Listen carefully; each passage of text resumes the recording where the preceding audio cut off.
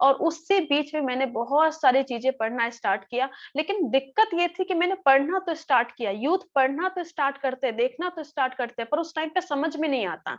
और वही मेरे साथ होना स्टार्ट हो गया।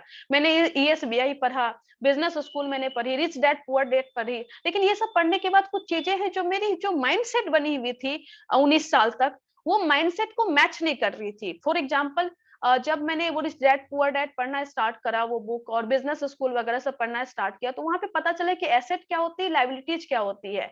और उसमें बताया जा रहा था कि जो हमारा हाउस है, जो हमारा कार है, ये सब हमारी लाइबिलिटीज है, एसेट नहीं है।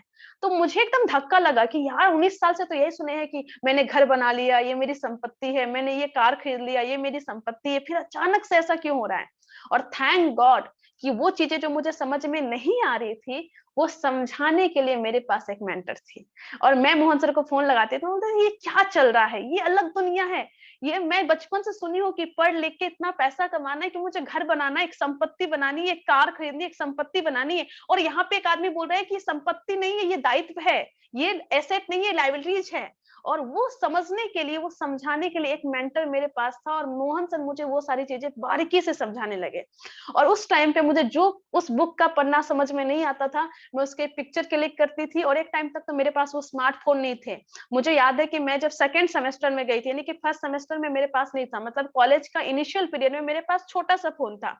तो उस छोटे से फोन पे मैं वो पेज की लाइन पढ़ के सुनाते थे कि ये लाइन यहाँ पे लिखी हुई है, मुझे मतलब समझ नहीं आ रहा, मतलब समझाइए, इसका मतलब क्या है। और थैंक गॉड कि मेरी मेंटर ऐसी थी जिन्होंने वो किताबें पढ़ रखी थी, और वो चीजें मुझे समझा पाई, और वो सब समझने में मुझे बहुत टाइम लगा। इनफैक्ट कम से कम 4 से 6 महीना मुझे वो सारी चीजें समझने में लगी।